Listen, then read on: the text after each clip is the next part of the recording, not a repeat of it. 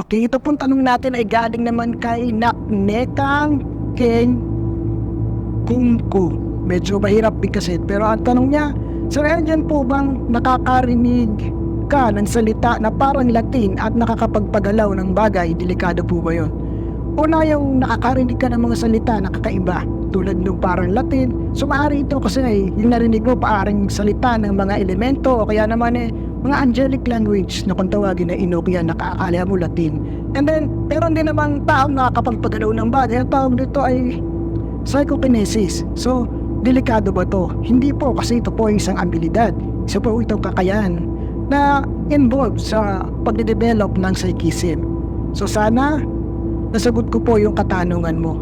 Huwag kang matakot, hindi ito delikado. Lahat, kayo po kung may katanungan, comment down below, #SirEd question.